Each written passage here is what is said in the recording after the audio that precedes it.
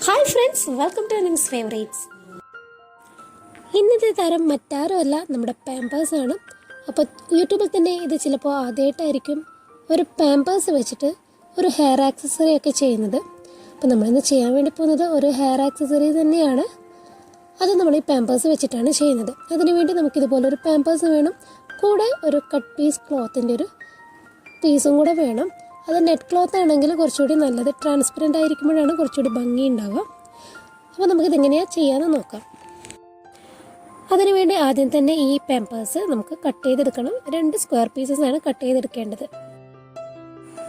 ഉള്ളിൽ ജെല്ല് വരുന്ന type Pampers അല്ല ഇത്. ഇതിൻ്റെ ഉള്ളിൽ കോട്ടണാണ് വരുന്നത്, പ്യുവർ കോട്ടണാണ് ഇതിൻ്റെ ഉള്ളിൽ വരുന്നത്. കണ്ടില്ലേ, ഇതുപോലെയാണ്, കോട്ടണാണ്. നിങ്ങൾക്ക് ക്ലിയർ ആവുന്നുണ്ടോയെന്ന് അറിയില്ല. അപ്പോൾ ഇങ്ങനെയാണ് വരുന്നത്.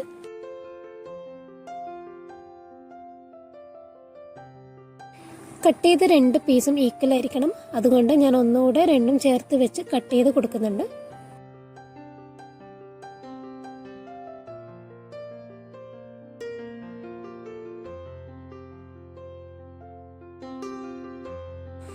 ഇനി ഈ ക്ലോത്തിൽ നിന്നും 2 പീസ് ഈക്വലായിട്ട് തന്നെ കുറച്ചുകൂടി വലുപ്പത്തിൽ വെട്ടിയെടുക്കുന്നുണ്ട്. ഇനി നമുക്ക് വെട്ടിയെടുത്ത പാമ്പേഴ്സിൻ്റെ പീസ് 2 ഒന്ന് സ്റ്റിക്ക് ചെയ്ത് കൊടുക്കണം. അതിനുശേഷം ഈ വീഡിയോയിൽ കാണിച്ചിരിക്കുന്നത് പോലെ ഒരു ഔട്ട്ലൈൻ വരഞ്ഞു കൊടുത്തിട്ട് നമുക്ക് കട്ട് ചെയ്തെടുക്കാം. ഡിസൈൻ വരുന്ന ഭാഗം, അതായത് പാമ്പേഴ്സിൻ്റെ ഡിസൈൻ വരുന്ന ഭാഗം ഉള്ളിലാക്കി വെക്കണം. അങ്ങനെ വേണം സ്റ്റിക്ക് ചെയ്യാനായിട്ട്.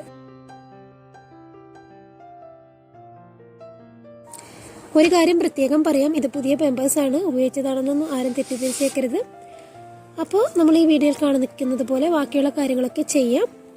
അപ്പോൾ ഔട്ട്ലൈൻ വരച്ച് കട്ട് ചെയ്തതിന് ശേഷം ഈ 2 പീസ് ക്ലോത്ത് എടുത്തിട്ട് അതിൻ്റെ ഉള്ളിലായിട്ട് ഈ ഒരു പാമ്പേഴ്സിൻ്റെ ആ ഒരു പീസ് വെക്കണം.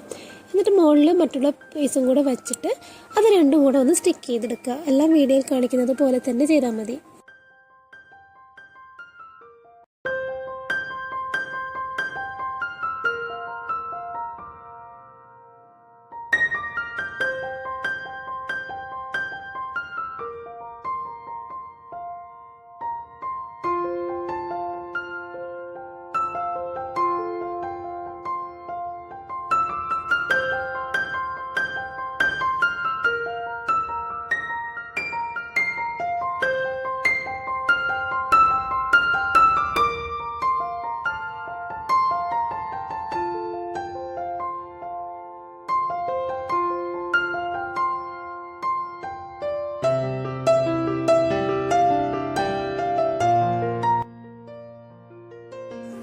എല്ലാ സൈഡും സ്റ്റിക്ക് ചെയ്ത് കഴിഞ്ഞാൽ ഇതുപോലൊരു സ്റ്റോൺ വെച്ചിട്ടുള്ള ലേസാണ് അടുത്തത് എടുത്തിരിക്കുന്നത്. ഇത് വെച്ച് നമുക്കൊന്ന് ഔട്ട്ലൈനൊക്കെ ഒന്ന് ഡെക്കറേറ്റ് ചെയ്ത് കൊടുക്കാം. അപ്പോൾ ഡെക്കറേറ്റ് ചെയ്ത് കൂടി കൊടുത്തു കഴിഞ്ഞാൽ നമുക്ക് നല്ല ഭംഗിയുള്ള ഒരു ഹെയർ ക്ലിപ്പ് കിട്ടും. ഇതൊരു ഹെയർ ക്ലിപ്പായി മാറണമെങ്കിൽ നമുക്ക് ഇതിൻ്റെ ബാക്കിലായിട്ട് ഒരു ടിക് ടാക് ക്ലിപ്പ് ഒന്ന് സ്റ്റിക്ക് ചെയ്ത് കൊടുക്കേണ്ടി വരും. കുറച്ച് എൻ്റെ കയ്യിലിപ്പോൾ ഇല്ലാത്തത് കൊണ്ടാണ് ഞാൻ ഈ ചെറുത് എടുത്തത്. കുറച്ചുകൂടെ വലുതാണെങ്കിൽ നല്ല ഒരു ഗ്രിപ്പ് കിട്ടും.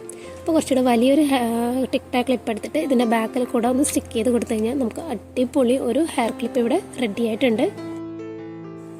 കണ്ടില്ലേ, ഇതുപോലെ നമുക്ക് കുഞ്ഞു കുട്ടികൾക്കൊക്കെ ഹെയറിൽ പല രീതിയിൽ നമുക്കിതൊന്ന് സ്റ്റൈൽ ചെയ്യാൻ വേണ്ടി കഴിയും. ഹെയർ ബാൻഡിൻ്റെ മുകളിലും ഇതുപോലെ സ്റ്റിക്ക് ചെയ്തിട്ട് സ്റ്റൈൽ ചെയ്യാൻ കഴിയും.